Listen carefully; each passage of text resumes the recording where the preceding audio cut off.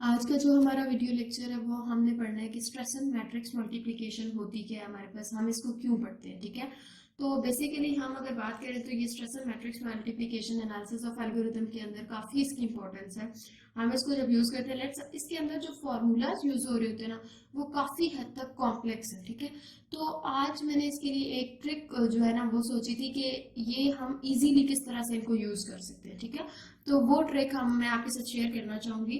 सबसे पहले हम देखते हैं कि हमारे पास एक क्वेश्चन आपको गिवन होगा। ठीक है, ये अभी हम जो काम कर रहे हैं ये इसका जनरल काम कर रहे हैं। उसके बाद हम नेक्स्ट वीडियो में इंशाल्लाह इसकी एग्जांपल को देखेंगे और उस पर भी इसको अप्लाई करेंगे। अब देखिए हमारे पास एक मैट्रिक्स गिवन होती है ए और एक मैट्रिक्स आपको क्वेश्चन के अंदर गिवन होती है बी। आपने सी वाली जो मैट्रिक्स होती है उसको खुद कैलकुलेट करना होता है। अब सी किसके इक्वल होता है, ए क्रॉस बी। अब हमें पता है कि ए के अंदर भी आपके पास चार वैल्यूज है, बी के अंदर भी आपके पास चार वैल्यूज है। ठीक है, तो हमने सिंपल सेट किया है कि यहाँ पर भी वन वन वाली मैट्रिक्स हो, मतलब वन वाली वैल्यूज होंगी, यहाँ पर वन टू वाली वैल्यूज होंगी, या टू वन वाली और यहाँ टू टू की। अब हमने बेसिकली इसके अंदर निकालनी होती है कुछ चीजें। हमें पता इसके लिए हमने निकालना होता है पी की वैल्यू, क्यू की वैल्यू, फिर हमने उसके बाद आर की वैल्यू निकालनी होती है, एस की वैल्यू निकालनी होती है। ठीक है, उसके बाद हमने क्या निकालना होता है टी, उसके बाद यू, उसके बाद वी, और उसके बाद हमने अपनी पूरी की पूरी सी वाली मैट्रिक्स निकाली थी, C11, C12, C13 and then C14। अब इनके कुछ फार्मूलाज हैं, याद करने तो बहुत मुश्किल है, इसलिए ये जो इसमें ट्रिक है ना, सबसे पहले आपने याद रखना है इसका जो एरो है ये यू जा रहा है। ठीक है, इसका मतलब है कि आपकी जो डायरेक्शन है वो पॉजिटिव है। ठीक है, ये एरो जो है ये आपका डाउनवर्ड्स आ रहा है, इस वजह से आप कहते हो इसकी डायरेक्शन आपके पास नेगेटिव मतलब नीचे की तरफ आ रही है, तो आप कहोगे ये नेगेटिव है। इसी तरह सेम जो है मतलब आपने ये याद रखना है ऊपर नीचे आपके पास क्या होगा, पॉजिटिव, और लेफ्ट और राइट से इधर और इधर आपके पास नेगेटिव होगी। अब आपने इनको असाइन कर देने इनके प्रॉपर मतलब वर्टिसेस। ये क्यू है आपके पास, ये आपके पास आर है, ये आपके पास टी है और ये आपके पास है एस। ठीक हो गया। अब हमने बेसिकली एक चीज है जिसको हम सेट सबसे पहले कर लेते हैं। हम कहते हैं इसका थोड़ा जो सीक्वेंस है वो इस तरह से है, B11, A11, A22, B22। ठीक है, अब देखिए हमने सबसे पहला जो काम है ना, जो P होता है ना हमारे पास, वो हम कहते हैं कि जो हमारे डायगोनल्स होते हैं ना उनको ऐड करके उनको मल्टीप्लाई कर देता है। अब इसमें कैसे अब करता है वो हम यहाँ देखते हैं। देखिए हमारे पास P जो है ये हमारे पास क्या है, डायगोनल्स की मल्टीप्लिकेशन हो रही है। अब देखिए आपके पास अगर है डायगोनल्स में क्या क्या है, A11 और A12, A22 है हमारे पास। ठीक है, A11 और A22 प्लस और दरमियान में प्लस, और बाहर जो है इनके दरमियान जो वो मल्टीप्लिकेशन हो रही है। ठीक है, और दूसरा हमारे पास अगर हम देखें ना तो हमारे पास क्या है,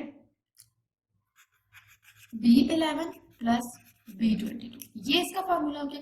अब जो Q, R, S और T है ये किस तरह से निकलेंगे, आपने क्या करना है सीक्वेंस, ये एक सीक्वेंस जा रहा है ना, मैंने ये इसी वजह से लिखा था। इस सीक्वेंस को प्रॉपर इसमें लिख दो। B11 पहले आया है ना उसको आप Q में लिख दो, फिर आपके पास A11 आया उसको आप R में लिख दो, फिर आपके पास A22 आया उसको आप किस में लिख दो, S में लिख दो, फिर आपके पास क्या है B22 आया उसको आप किस में लिख दो, T में लिख दो। यहाँ तक काम हो गया। अब आपने एक बात याद रखनी है, बाहर B आया है तो अंदर A आएगा, B नहीं आएगा।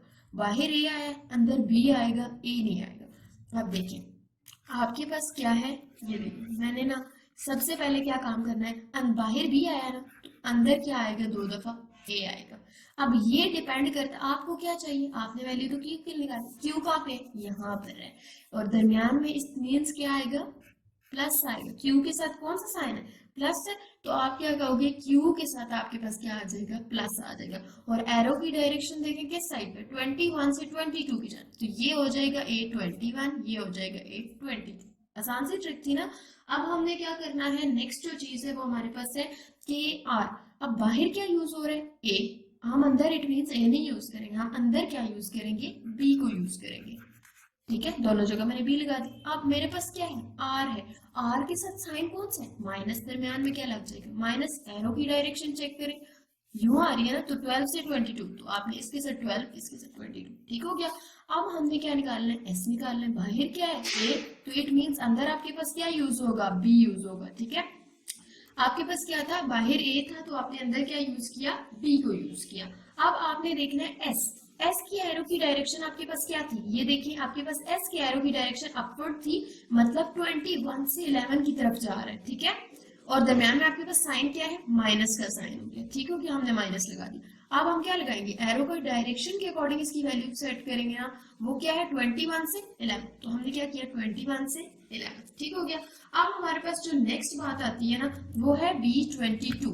अब अगर इसको हम देखें तो ये हमारे पास बाहर, अंदर बाहर हमारे पास बी यूज हुआ है ना, तो अंदर आप क्या यूज करेंगे, ए को यूज करेंगे। अब ये किसके अकॉर्डिंग हुए, टी, और टी को हमने सबसे ऊपर ये देखिए प्लस के साथ रिकॉग्नाइज किया था, तो ये लगा दिया। इसकी एरो की डायरेक्शन हम देखें तो कहाँ जा रही है, ए 11 से बी 12 की तरफ, मतलब 11 और 12 है, ठीक है। तो आपने क्या करना है, यहाँ 11 लगा देना, यहाँ 12। ये जो फार्मूलाज थे ये तो आपने इस ट्रिक से कर लिए। आई होप सो कि आप लोगों को ये ट्रिक आसान लगी होगी और आप इसके थ्रू मतलब ज्यादा इजीली पिक कर सकेंगे। अगली जो बात आती है, अब ये जो u है और ये जो v है, ये इनके फार्मूलाज किस तरह से बनने हैं। u जो है ना वो आप जो है किससे बनाएंगे, u वाला जो फार्मूला है वो आप s और t से बनाएंगे, और जो v वाला फार्मूला है ना वो आप किससे बनाएंगे, इससे।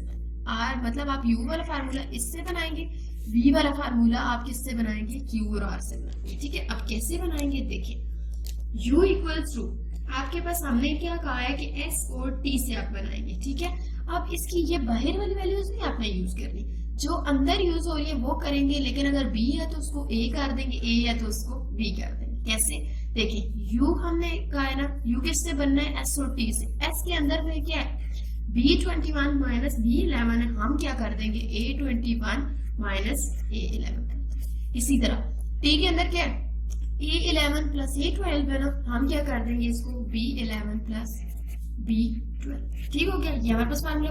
अब V जो है वो हमने कहा है कि Q और R से बनेगा, यही है।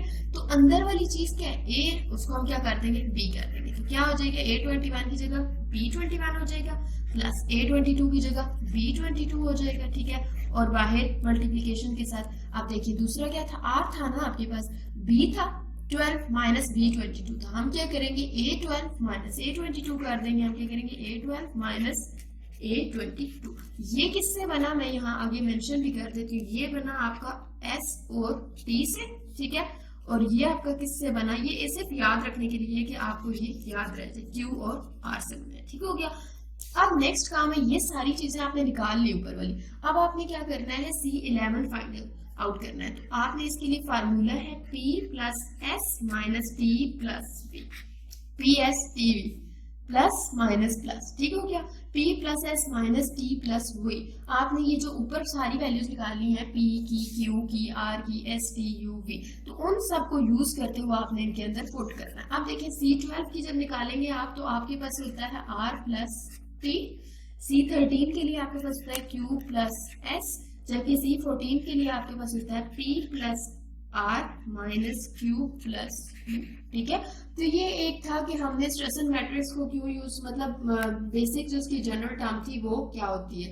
इसके काफी हद तक क्वेश्चंस पेपर्स में आते होते हैं, क्यों, क्योंकि इसमें बच्चे जो होते हैं वो बेसिकली कंफ्यूज हो जाते हैं इसके फॉर्मूलाज के अंदर। तो आई थिंक सो कि ये ट्रिक अच्छी थी कि इसमें हम इजीली देख सकते हैं कि हम किस फॉर्मूला के थ्रू मतलब कौन सा फार्मूला कहाँ पर लगाएंगे। नेक्स्ट वीडियो में इंशाल्लाह हम इसकी एग्जाम्पल को करेंगे और फिर आपको ज्यादा अच्छे तरीके से समझ आएगा। Thank you so much.